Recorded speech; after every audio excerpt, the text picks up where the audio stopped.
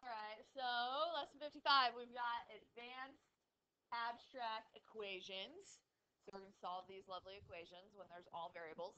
And then we have word problems. They're consecutive integer problems that you guys are pretty good at. But the word problems and consecutive integers are going to turn into quadratics. Then you can factor and solve. So we're just combining a couple things we already know. All right. So find P, write that down. M plus S over P plus A over X equals T. So we're trying to find P. The first thing we want to do is fraction bust everything. So if I'm going to do that fraction busting of everything, hue, what would I multiply each piece by? Very good. P, oh, okay, P, X, P, X, P, X. Every single term. So my P's cancel out in the first term. And I'm going to add parentheses here. So that X has to multiply to the entire numerator. Let's go ahead and distribute it. So I get MX plus XS, okay, plus, and Bailey, what do I get here after I cancel? So plus AP equals PX. Okay? Did I just make it wrong? And T. Thanks, everyone. All right. Okay, so now we've got find P. So we need to get all of our P's on one side. Anything that has a P in it goes on one side. Everything else goes on the other. So Jordan, what needs to move sides? AP needs to come over here with its friends. So I have MX plus SX equals PXT minus AP. Do you guys like the calligraphy pen? Isn't that cool? All right. You guys probably like, I can't even tell. All right, mx plus xs. Over here, we're going to factor out what we're trying to solve for, which is the p. So I have this left over when I factor out the p. And then Sydney, do you remember what the next step is?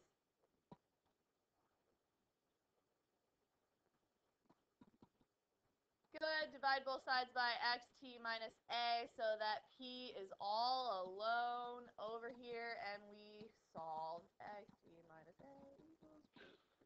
Woo! Okay. Find m. All right, this time we have this entire term. Whenever you have a plus sign in the denominator like that, that's a whole entire term. You can never include anything with it. So let's go. Sam, what do I multiply every single piece by? Good.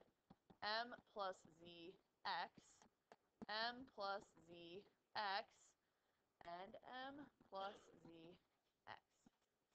So in the first part, Stephen, what's going to cancel here? Good. The x's are going to cancel. And I can't remember if the back of the book distributes or not. Let's go ahead and distribute.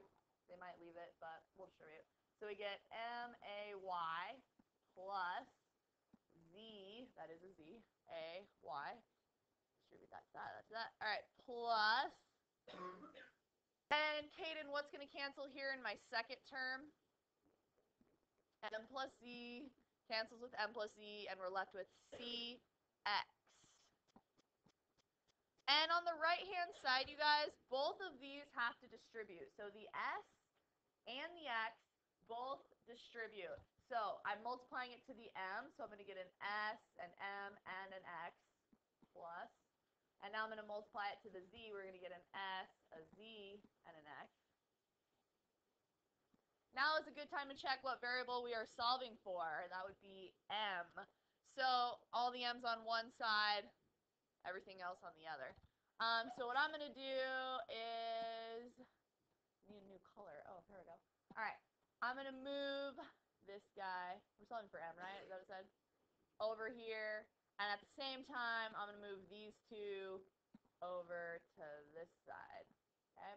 So I have MAY. And then I'm going to move this guy over, so it's going to become negative SMX. And I still have this left here, SZX. And I'm going to move these two pieces over so they become negative, so minus ZAY and minus CX.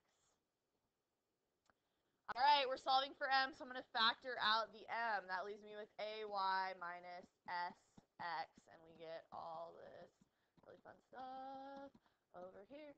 And the last step, Chloe, what am I going to do? Good, so I'm going to just write that down without showing the division step. And we end up with a. Yes, Leo.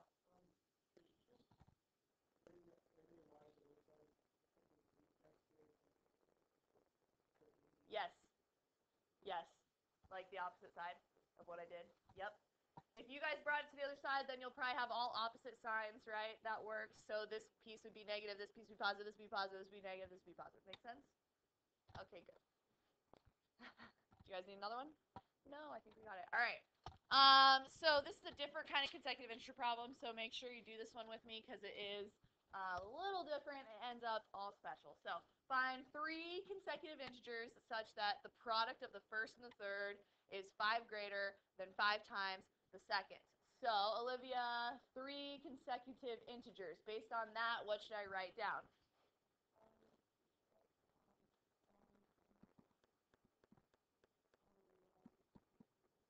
Good.